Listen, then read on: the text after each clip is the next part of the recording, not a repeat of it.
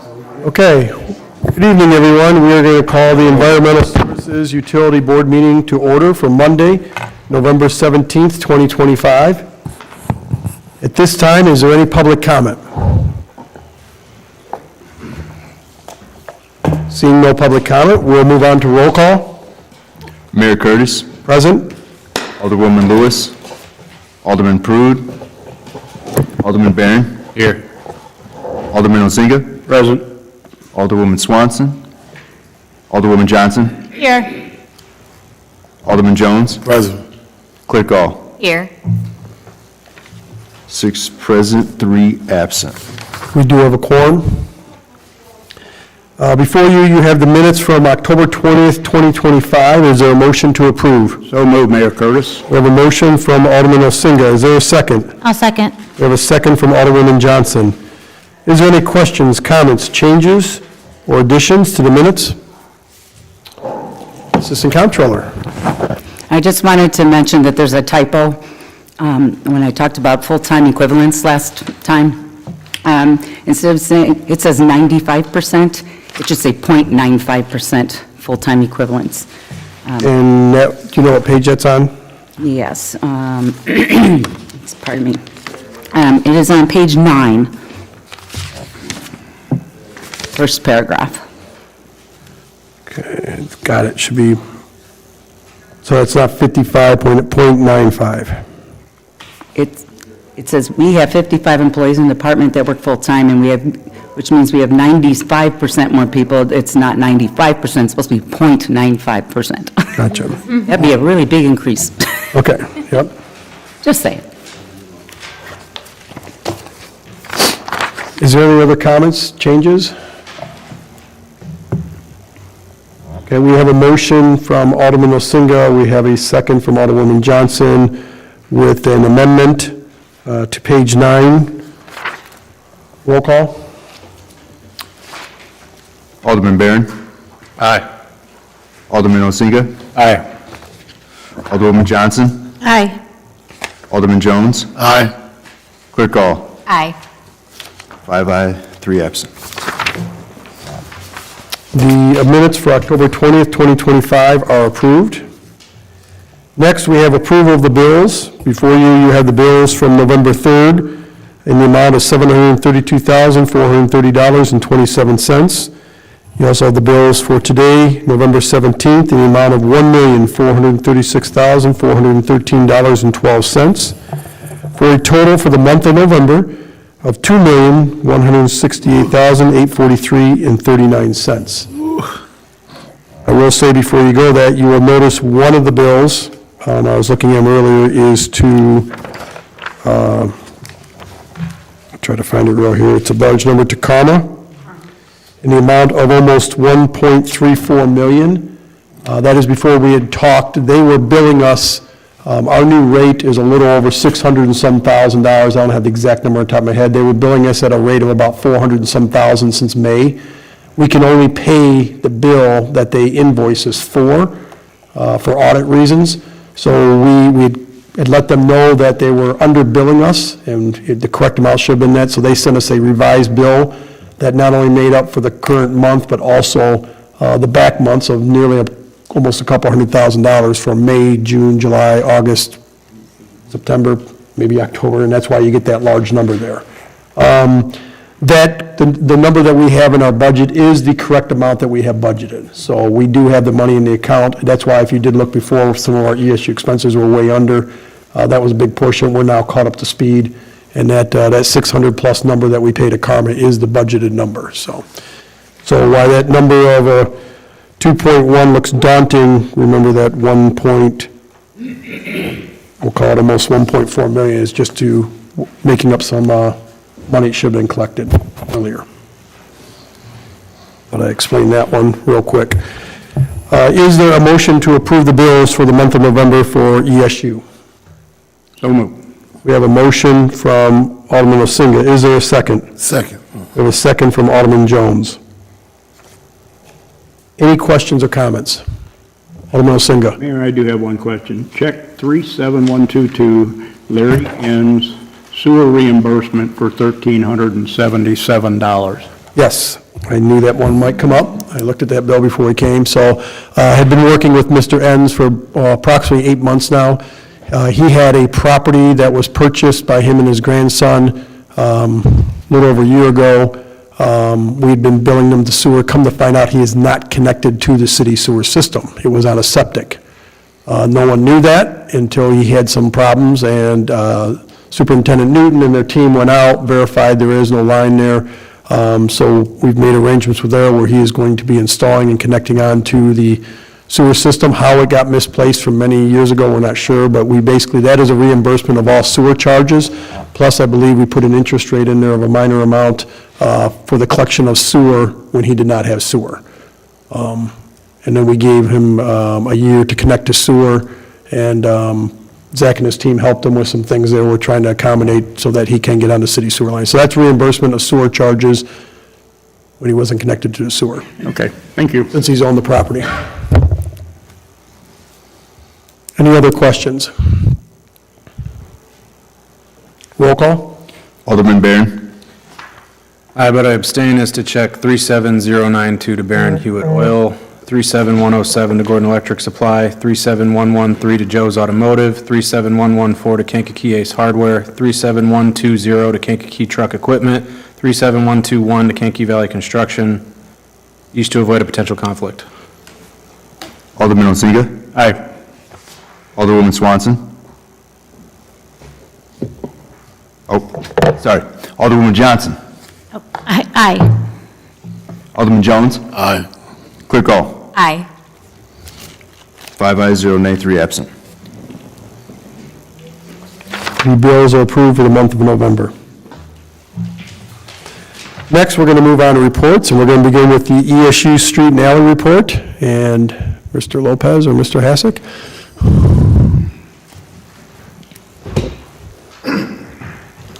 Sorry. So everything is pretty much in your report. I want to hit on a couple things. Since the last time we've met, we have gotten the new sweeper. It's out. So we have 3 sweepers out. We have a 4th one that we're going to put out later on when we get some more bodies. Also, we got the 4th of the trucks that we were purchased. We got the 2 single axles from Champaign, and we just finally got the last one from Kankakee Truck, one of the tandems. So we got our trucks back. We got our trucks in, which helps our fleet a lot, especially in. We're back to full leaf pickup. We plan on being like that for the next 2 weeks, but we also want to make sure that we get the Christmas lights up by Thanksgiving.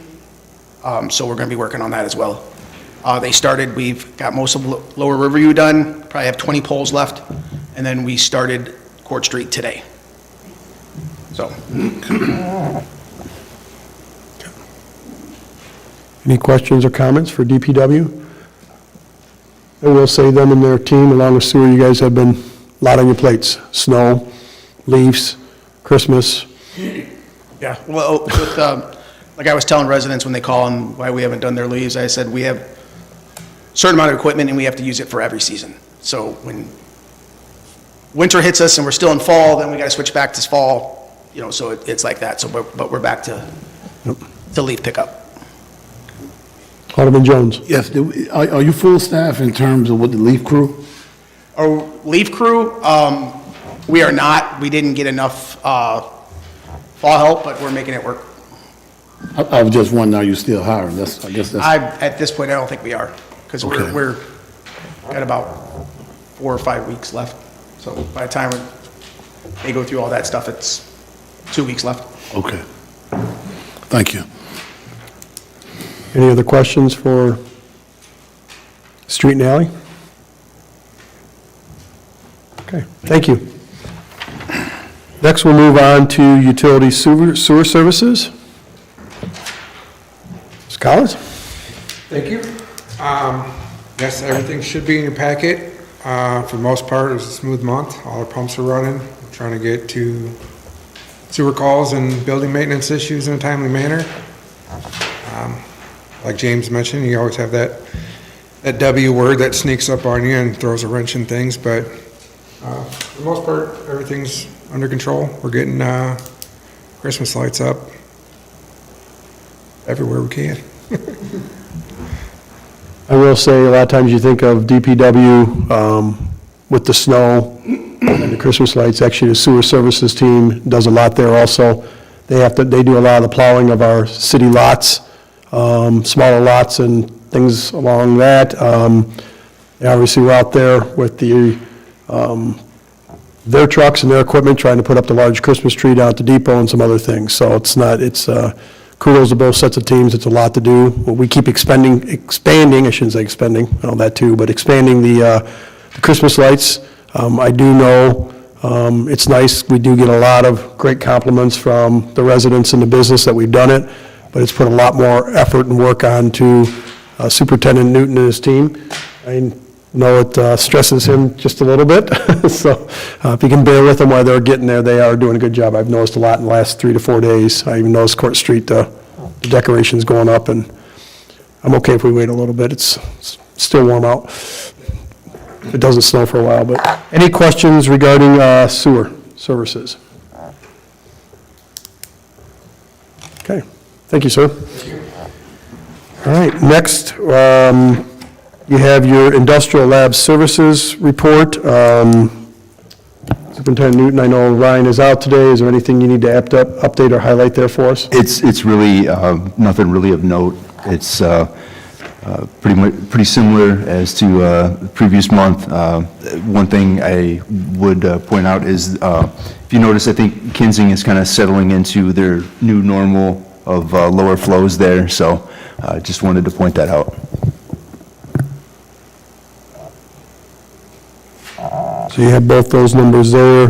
We will say, we'll look in the financials, but some of the surcharges for our industries, you're going to see they're getting some bigger numbers, and that is by design. We did, as you know, we changed the ordinance that really, especially with the fats, oil, and grease, it's causing a lot of heartache on our sewer line system and our lift stations. We increased those charges significantly in an effort not to penalize industries, but more of a compliance mode. We're not looking for the surcharges, we're not looking for the extra money, but trying to get them into some pre-treatment or handling their discharge of their sewer waste in a more effective manner. And if they don't, it does cost some dollars and some money because we're going to need it to do repairs and things along that line. So it is reflective right now of some of the industries in Manteno and some different things, and I think Zach will give us a quick update on those. So, anything from IT from a standpoint, or I should say technical services? Technical services, they helped us a lot. We were having some power issues at Stone Street with our automatic transfer control switches. They were able to troubleshoot that, did a very good job. We had no power there, so no power is no pumps, and that's our most important lift station, right? 70% of the city's wastewater runs through there. So they were able to troubleshoot that quickly, get that back online, and avert disaster there. They're also busy with Christmas lights too at this time, so yeah, they're hitting that full force. Alderman Jones. Thank you, Mayor. Lighting, I know we keep bringing it up. We got anything that we're going to be doing? A lot of constituents, everybody, that's a thing you hear about lighting. Do you have anything that we're looking at coming into, end of the year, next year? What are we, looking at with lighting? I know we had asked each ward if they had 1 or 2 locations that they thought, and we're trying to figure out some cost on that.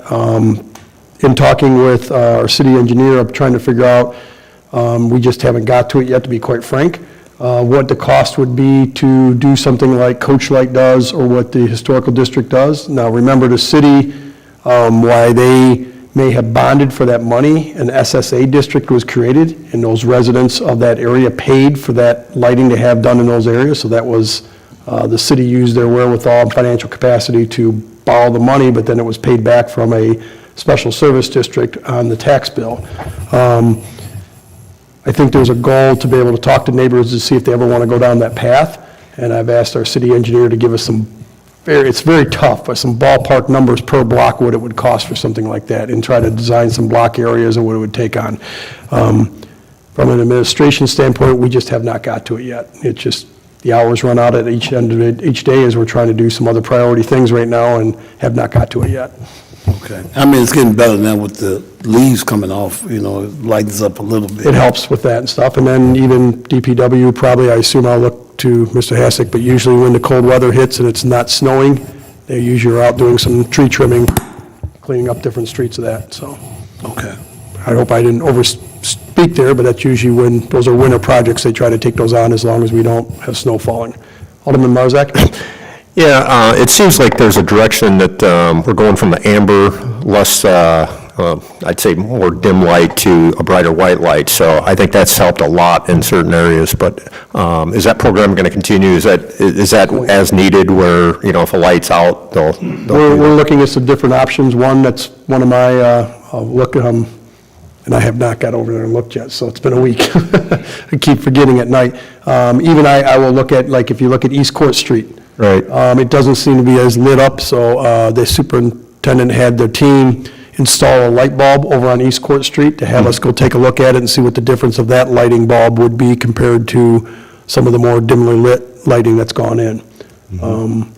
I have a philosophy, especially on our main corridors where maybe there isn't as much residential, but even in the residential, I don't mind it, is I've always said if there's a way to light it up enough to land a plane, it's not a bad thing. I think it helps from a public safety factor, and I think people feel better when it's bright lights. I always compare it coming home from Midway Airport. I say whether I take Cicero or whether I take Pulaski, it's pretty lit up all the way down there the whole time you drive home, and you just feel very comfortable whether it's 9 o'clock at night or 3 in the morning, so.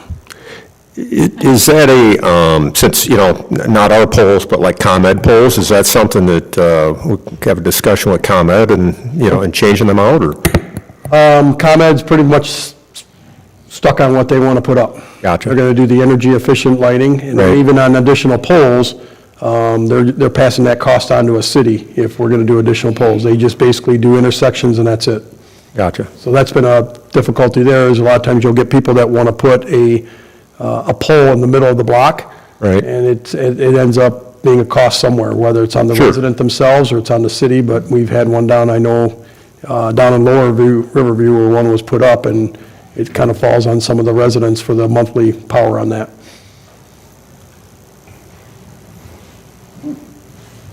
But the ones that the city controls, we are looking at, at least on East Court Street, we're looking at that right now. Another one that we will be talking about, it's on the list, is there was just recently the public meeting with IDOT for the redo of what they call Route 115. Right. I refer to it as Washington Avenue, and that's what it is called, basically everything from Water Street all the way to Jeffrey Street. Discussion is when that gets completely redone, is what does the city want to do for lighting there? They will put back, basically ComEd, they'll put back poles that are at every street corner, but do we want to add in more lighting along that stretch there, that corridor? That would be at the city cost, and that's something we're going to look at internally, is what would that additional cost be, and is that something we want to do add on to the IDOT project? The IDOT project is 100% funded by the state, but we're responsible for we're responsible for the existing lighting and any additional lighting we want to do. Do we still have the old downtown architectural lights somewhere? We've got them, that's the style that we're using throughout the city now. Okay. So when we, if we were to do Washington Avenue, Right. and again, we got to look at, does it make sense financially, and is it what the residents want? We would use the same specs that is done with that, with those poles. When West Harbor, the subdivision that opened up off of Fifth Avenue, they wanted to do standard ComEd poles. We made them do the architectural black pole lighting. That is the standard form that we're going to use throughout the city of Kankakee as we expand lighting. Nice. When I-57 at East Court Street, those are already those poles. We told them we want those matched up again when they do the lighting there at East Court Street. And even the East River Walk, there'll be additional lighting right there on River Street there. We've asked that that be also the same. At least these street lights will match up to the Schuyler Avenue lights. There'll be different types of lighting within the park itself of East River Walk, but anything that's along the straightaway, we want to use that called that black pole architectural look lighting throughout the city of Kankakee and keep it consistent moving forward. Nice. Nice. Last thing I'll add to that, and just talking to Superintendent Newton, as we do that, we're also trying to be very conscious of making sure we put large enough conduit underground, whether we're using it now or not. At least there's some conduit that's run underline, whether it's used for a music system, additional lighting that might be needed at some point to be able to feed that underground versus overhead. That would be an extra cost on Washington Avenue. Somehow we've ventured over there, but that would be an extra cost, and we thought that's something that would definitely be worth it. Whether we need it now in the next 5 years or somebody needs it 30 years from now, it would be available without having to dig up the ground.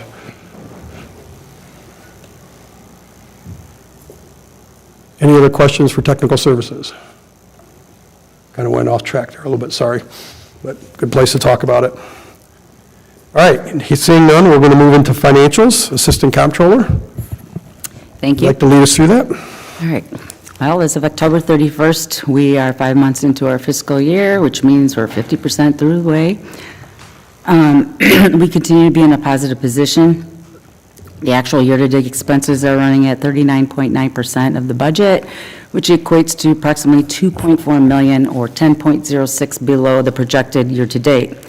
The expenses next month should be closer to projected, as the karma adjustments for May through October will be reflected on those financials.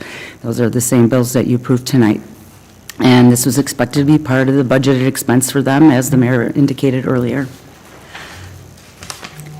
As to revenues for year-to-date, we're running at 51%, which is just a little over $257,000 or 1% above projected. Our revenue should see a spike next month due to Kensington still slowly coming back online.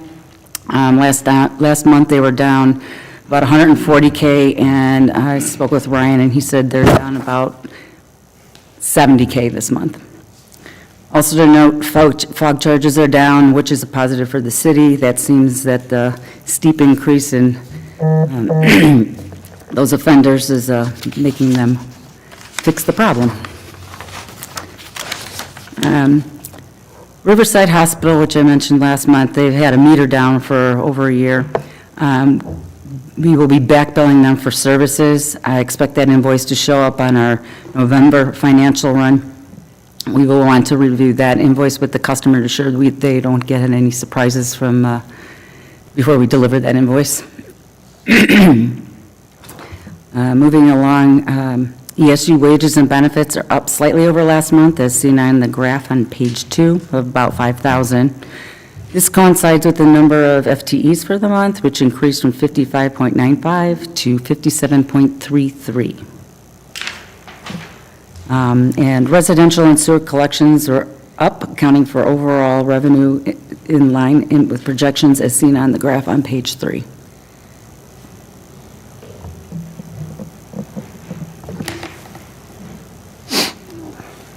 Any questions? Any questions so far, or anything for regarding finances?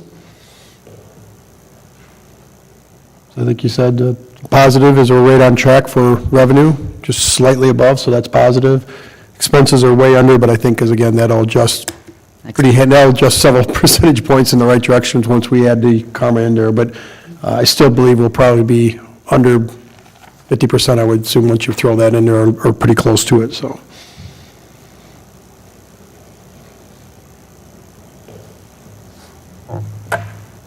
Okay. Seeing no questions, we'll move on to old business. Hydro plant update. So, The hits keep on coming.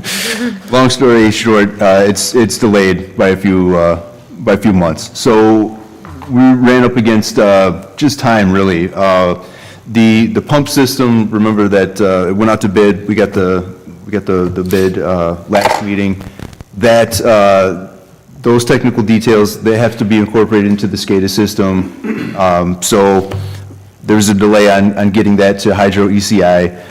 The machining of some of the parts is taking a little bit longer than anticipated. And the company that's going to be doing the install NMR, Northern Machine Repair, they break down for the holidays here shortly, So there was just not going to be enough time to get these turbines installed anyway, and then we would end up having to pay basically 2 setup fees. So didn't want that. It just makes sense just to delay it until after the new year.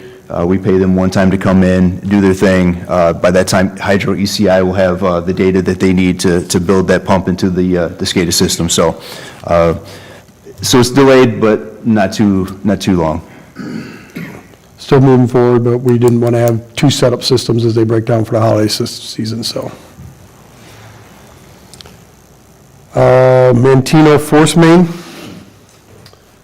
Yes, so we talked last time, we had it under control, it's still going well.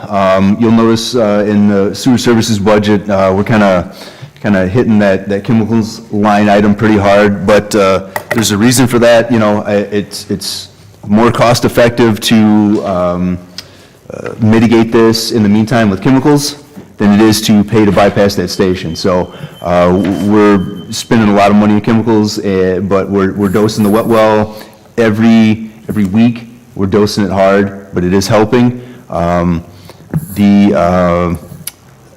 industries that have pretreatment up there, they seem to be doing well for the most part on running those pretreatment systems. They still have their days that they could do better. The other industry, if you recall, they were supposed to have their pretreatment, at least a temporary setup of a pretreatment online by Thanksgiving. I don't think they're going to hit that. I think that more realistically will be online sometime after the new year. Even still, like I said, the wet well is looking better than it has in the past, and I think that's thanks to the chemicals. So we're just going to have to keep dosing that until those industries get their pretreatment in better working operation. But I think for the most part, and Brandon, you know, let me know if I'm off, but the wastewater is looking a lot clearer, I guess you could say. Still wastewater, but it's not like it had been in the past, where it's very, very thick, very viscous, and full of large grease chunks. And then I guess the last thing to talk about is the access. R&R is going to be starting, I believe, this week on putting in the valve to control the flow of the force main and an access point where we can jet under the set that goes under Gar Creek by North Street. So that'll give us access should there be any issues in the future. So hopefully that'll go well, and then we'll have that there just in case we need it. Hopefully we won't, but we have it just in case we do. any questions regarding the Mantino Force Main? Okay. Superintendent Hawkins Viaduct? Yeah, so recall last meeting as well, we talked about this. We know that we've had a lot of issues with the standing water out there, especially when it rained, and recently, even when it didn't rain, there was standing water. You know, we did what we could with our storm line that runs there, and while it will need some attention in the future, it's not the cause of the issues. I think, you know, what we found and what Aqua found is that they had a major leak there, and they've been spending quite a bit of time digging up and searching for that. I believe they found it, and they were in the process of getting that repaired. So hopefully that won't be as big of an issue as it has been. Keep in mind that whatever kind of repair work that they do at the moment is going to be temporary. They're not going to be able to get the asphalt to complete that, you know, not until spring, late spring, when the asphalt plants are in operation again, so. Any questions regarding Hawkins Viaduct? Okay. We have no unfinished business. We're going to move on to new business. We have two items there. The first is, you have in your packet a recommendation from IMAG for a proposal of electrical and civil engineering services for the replacement of the reclosure and relay cabinet at the Carmel wastewater treatment plant. So this is, if you remember the hydro plant, we have a dedicated electrical line that runs from the hydro plant all the way straight down to the wastewater plant, and basically the reclosure relay cabinet there is as old as the hydro plant, basically, down there. Yeah, that's correct. It doesn't always work 100% properly. In wastewater, Karma, they have asked that we, if we're going to be sending that amount of electricity and stuff down there, that we replace that so it does not interfere with any of their operations for treatment at the wastewater treatment plant.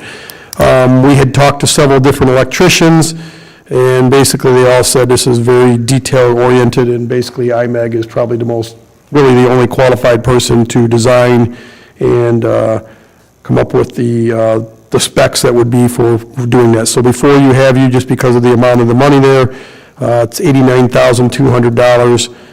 We want to have them start that work, so that is ready for us in the spring. So we're bringing this to you for proposal through ESU to make a recommendation, and we did put it on city council tonight just because of the amount of the money. Request to forward this to city council for approval, and this is to engage IMEG for the design and bidding process of the design of the civil and electrical services and the bidding process to redo the reclosure and relay cabinet at Karma. Is there a motion to approve this to city council for recommendation in the amount of $89,200? So moved. We have a motion from Alderman Elsinga. Is there a second? Second. We have a second from Alderman Jones. Is there any questions or comments? Alderwoman Johnson. If I'm understanding, or maybe I'm not, this is getting electricity from the hydro plant when it's going to create electricity to Karma? So the hydro plant will generate the electricity, then it will pass that electricity down this dedicated line that we have to this relay closure cabinet down at Karma that then disperses it through the Karma Okay. wastewater treatment plant. Okay. So this is basically, correct me if I'm wrong, but it's a big box, big electrical box that you see somewhere. It's a large electrical box. Right. It's the handoff from our system to Karma. Okay, It's that equipment.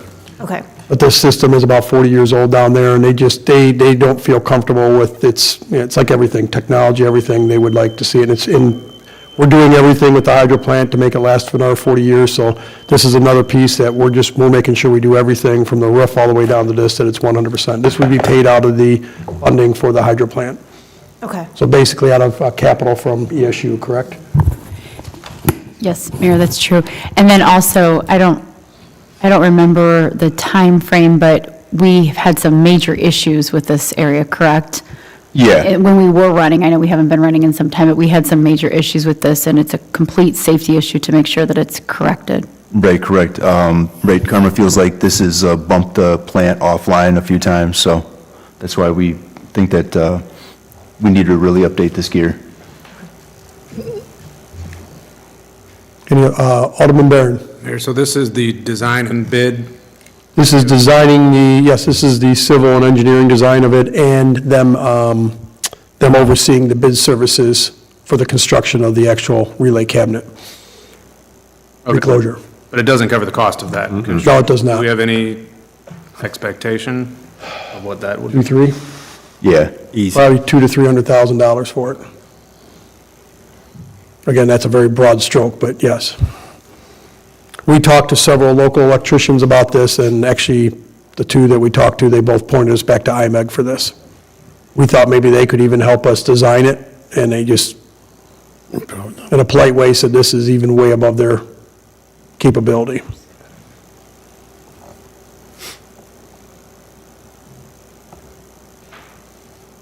But we did have that new construction cost built into the overall project cost. We just thought we could get maybe somebody locally to just, for a lack of a better person, design build it, go down and just put it in, hire a local contractor to do it. We went to the big names that you would usually go to, and they all said, we need some specs and some designs to know what we're going to be putting in, and they all went back to IMEG and said, that's the direction you got to go. Yeah. Any other questions? Roll call? Alderman Barron. Aye. Alderman Osinga. Aye. Alderwoman Johnson. Aye. Alderman Jones. Aye. Clerk Gall. Aye. 5 ayes, 0 nay. I'll be forwarded on to City Council, and you'll see that in your packet tonight. Next, I'm going to turn it over to City Manager to have some discussions about the waste and yard disposal and recycling program and the proposal that is out for review right now. And I'll turn it over to City Manager. She's been really quarterbacking this, and I would say probably doing 95% of the heavy lifting here with just keeping me informed, so she knows it very well. Thank you, Mayor. As those of you who were at ordinance last time and in different committees over the course of time, we talked about how we felt it was important to go out with an RFP, a request for proposal, to seek basically our collection services all the way through our garbage to our recycling, and to take a fresh look at that. So we did put out a 21-page proposal that went out notice last Wednesday, and the clerk's office has been diligently tracking the request for those proposals, and I'd like to go over some of those details tonight. First of all, we kept the proposal, we added some, I'm going to speak to some of the layers we added to this proposal, but in essence, we asked for two different options. The first option being the way that garbage service looks in the city of Kankakee today. So everything that everybody's used to, your garbage gets picked up once a week, your recyclables get picked up, every other week, and it's on your curbside or it's in your alley, and life as it is today. We are making some adjustments to 3 units and 4 units, but that's a little different. But all of it in essence, option 1, how it is today. Then we also asked for an alternative option, and this is what we wanted to discuss here tonight. We are trying to seek out what we consider the best options for the city of Kankakee for everybody. And as we know, and has been highlighted recently, we have some challenges here in the city of Kankakee with recycling. Not only do we have challenges here in the city of Kankakee with being perfectly prudent with our recycling, making sure that we get, clean recycling into the recyclable bins and that it's not contaminated. But also, as we all know, the recycling world has changed dramatically, economically speaking, across all the country. There's not as much of a market for it. So we thought it would be interesting to ask for a secondary option. Basically, what it would ask for then would be what we called recyclables to be picked up from 3 centralized community, city-owned collection sites. Those are the words directly from the proposal. What this would mean is that 3 city-owned sites would be selected where we would have recycling. We would have those be safe locations with cameras, and those people who still wish to do recycling and do it well, as so many of the ones who recycle do, they would have a place to be able to bring that recycling to a centralized location. On the city side, we just wanted to look at both options. We don't know what the cost benefits will be, obviously, if there is centralized recycling. It would be an elimination of a container on the curbside or the alley side. So it is very different. It's a different glance. It is just an option. We are curious what that will bring as this marketplace has changed, both in the city and nationwide with the services provided where recycling can go and how it can be processed. So that is the most major change within this proposal. I'm going to go over some other things, and then I'm happy to answer any questions at this time. We have had, the clerk's office is doing an excellent job keeping track of the interested parties who have requested. We've had a list already of people who've requested them, and like I said, clerk's office has been doing an awesome job of that. We did ask for some additional requested items this time. We did look out for greater protections for the city. For instance, we are asking for a bond or a letter of credit from anybody involved in this process. We also are asking them to put together from time to time some informational brochures. That does not necessarily mean it will be paper, right? I mean, our world is very different now. It probably will be some paper, and then some type of advertisements and things that we can put out to our residents so that they're better informed and that they're more of a partner with us in this process. That's very important with garbage collection and recyclables. Also, we put in a clause that says we are going to be seeking repairs, when there is damaged infrastructure and things to either city streets and so forth, things of that sort. And we also, I thought I had a fourth here. I don't see it right now. But there's items like that where we just want to put in greater protections for the city of Kankakee and make sure that we are covering, that our services are very full, basically, is what we're seeking. The timeline as of now is what we put inside of the RFP, is that, like I said, we put the notice out last week. There is a pre-proposal meeting this coming Thursday for anybody who's interested for that, of the vendors that might be seeking to put in a proposal for this. The proposals are due Tuesday, December 2nd at 10 a.m. Staff review will happen at that time up until we have to give everything to the clerk's office for the December 15th meeting, and that will be the meeting that we will bring the proposal that we believe is suited best for the city of Kankakee to this very council on that evening. What questions do you have, or Mayor, is there anything major that I missed? No, I think the biggest thing, and I know you have some questions, is we want to talk about the recycling option, because we don't know if that'll save money or not, but we wanted to give another option versus, we just know there are several residents that if we were to eliminate recycling altogether, which would save us money, we've been told that. But there are some people that are very adamant about recycling. Sure. And to take that away would cause, I think, a lot of discussion from a lot of residents. So I know this model has been used in some of the suburbs they've mentioned, and I can, from my standpoint, I know where my mother lives in Michigan, this is the model they use there, where you bring it to a location, and then the waste hauler picks it up from there. But we can go both directions, and that's some discussions we'll have to have with city council, or what you hear from your constituents of, we may just keep it the exact same way we have it now, but we wanted to have options on the table for us to look at. If maybe if the cost savings is not there, then why change some things? But that's one of the things we put out there. But Alderwoman Johnson, you had a question. I did. If, on the 15th of December, if the council doesn't approve it, doesn't our current contract end at the end of the year? The current contract in place does expire December 31st. So what happens if we don't approve it on the 15th? It's a great question. We would hopefully work with our vendor to continue the service somehow. It's a robust proposal. I feel, especially with the interest that the clerk's office has, we will have options to speak about. Okay. We may have too many options, though. Well, that's our job as professional staff, to weigh those out and bring to you all what the best options are. I doubt we're going to get all the options to be identical. That doesn't usually happen in a proposal world, not generally. Mayor, and, excuse me, I wrote down, that one part, city manager, you said we would lose a container.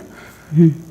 And I heard that, and that would be pretty rough on people, because, Well, the recyclable one, it would just be if we don't have a curbside or alley pickup, that container would go away, per se, because it's not going to get picked up anymore. right, no, I get it. And then if. We're not looking to remove any type of original garbage services that people have today. Nothing is looking to change with that whatsoever in either option. Garbage is identical. Weekly pickup, the But that's totes you only one. have, that situation. But you got people that are using both of them for, I'm just. Then they'll have to work out what their new garbage situation is. Yes, Those are- because that's hence the very reason why we're asking for the So second people are going alternative through with 200 recyclables. gallons of garbage a week? Right.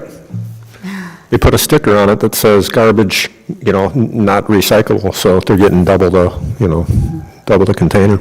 We'll have lots of individual situations, but that speaks exactly to the reason why we're asking for the secondary option, And where in the old days, as people who've been around a long time remember, the garbage companies used to get paid for the recyclables. There was a marketplace for those, right? Now it's almost gone completely the other direction, where now they're paying, so therefore they're passing that cost along. Especially if it's contaminated goods, that's not a good situation. So we're just trying to ask for options that might match the marketplace better. Alderman Marzak? I know it's been brought up before, but the bulk items, I set one out at a location, and it's still sitting there. So are we going to have something in place, if the bulk items aren't picked up, in that contract, that there's some sort of, got to hold them to the fire at some point, because they're, it's just That would not be getting picked Part up. of the contract. So it's not, that language is not in the contract right now. That would be part of the contract, whoever we'd enter in with. So we did, that is part of the proposal. We did keep the one item bulk pickup per week as part of the proposal. We just feel in the city of Kankakee we need to have that. Otherwise DPW would be chasing too much. We did not put in the proposal, but there's an idea that we want to float out next year, other communities, it sounds like they actually do a sticker or a tag that they put on their bulk items, so it's easily identified of what is supposed to be picked up. We didn't want to make that part of the proposal, but I actually like the idea a lot, and something that we talked about, maybe those, we might get some of those stickers out to everybody immediately, but then the discussion is to encourage more people to do more bulk pickup versus every now and then, but it's just some options that we're looking at moving forward of trying to make that a little more identifiable, what needs to be picked up.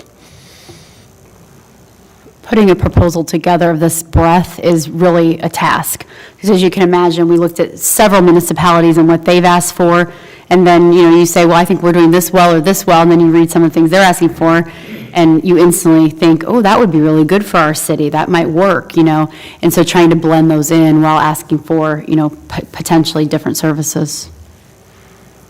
There you go. Alderman Barron. Do we have a time period? I mean, how many years are we looking for a contract here? Last one was 5. We put out a 5-year proposal again. 5 years? Yes. Okay. Keeping this system as it is there anything in there to address the contamination issue when it comes to recycling and trying to improve our practices when it comes to that? I mean, the statistic that we were given was pretty jarring about how much of the recyclables is actually going in to be recycled. If we keep it as is, I mean, what can we do to improve that? That was part of Agreement. the annual brochure or identification that you put in the proposal? Do you want- Yeah, the I mean, information so the brochure. education piece to it, I know last administration put street signs up at the entrances of the city and stuff, but I will say, I even felt faltered to it. I thought the Jewel, Kroger, whatever, Pickett, Walmart plastic bag is recyclable. It is not. I was throwing that, I would put all my plastic bottles, aluminum cans in one of those Jewel plastic bags, haul it out to recycling, and throw the whole thing in the recycling can, and that made my can contaminated. So now you got to dump those in. You're supposed to take the recycling bag and throw that in the, not recycling bag, the plastic bag from Jewel, and put that in your garbage can. I didn't realize that I was violating. I'd gotten a sticker on my can. I thought I had a pretty good recycling container. I thought I was doing it really well, and I got a tag that said, "You're contaminated." Is the audit process part of the contract? Is that spelled out? I mean, I know that happened with the red light, yellow light, green light for a while. Yeah. I mean, my understanding is, you have a lot of people that see the recyclables being thrown into the same container as the trash. I mean, that's put together. But my understanding is that happens only after it's been determined that the whole thing is contaminated, so it doesn't really matter, and they don't have time really to go back to replace everything out. I mean, if there's better auditing of individual users, it seems like that could be. We have asked for, in this proposal, was it quarterly reporting? Yeah, quarterly. That was something we had in this proposal. This proposal we saw where they have monthly reporting back to the administration, we thought that was a little too much. So we asked for quarterly reporting based on customer complaints, some other things that would be provided back to the administration so that they could track it. And I we don't know there's a also- perfect fix to your, I know what you're asking, I don't know. Yeah. There's a really good fix. Being a person that managed a lot of rental properties, I was always amazed that when I went out and looked at the recycling can, it was full of garbage.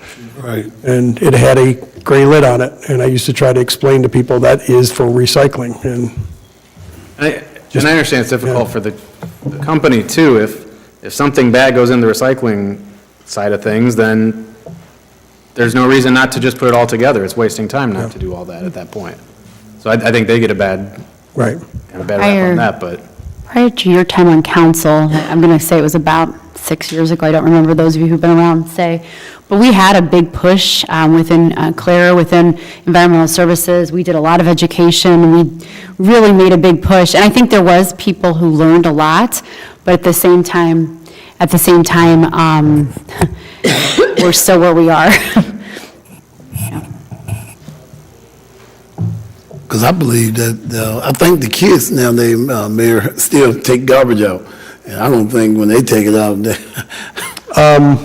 You're, I don't want to say 100%, but you're more right than wrong.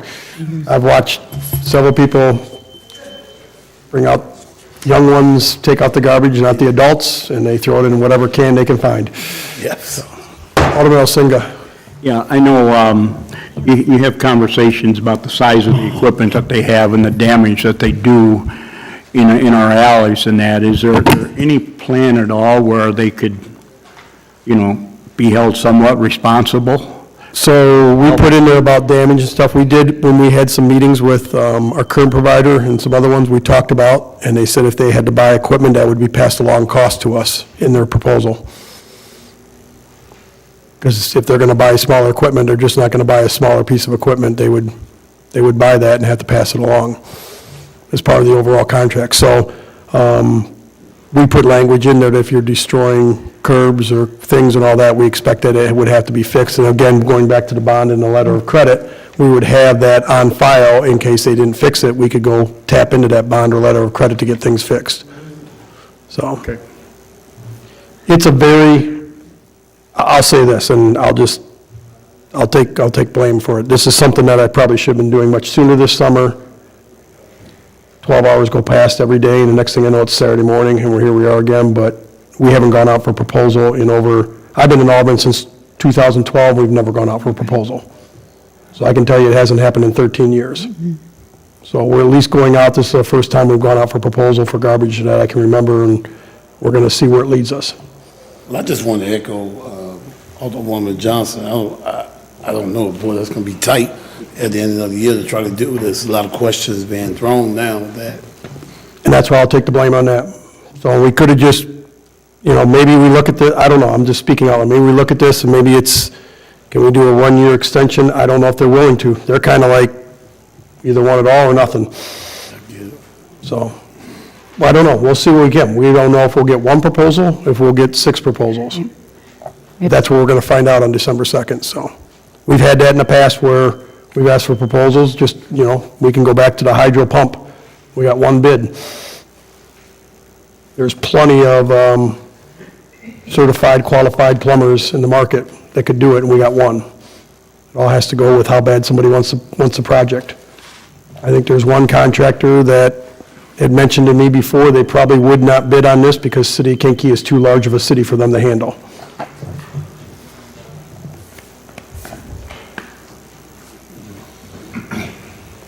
We do expect that as we get these proposals and everything, we're going to keep the aldermen very informed on what's going on. So there was even discussion, I believe Alderwoman Johnson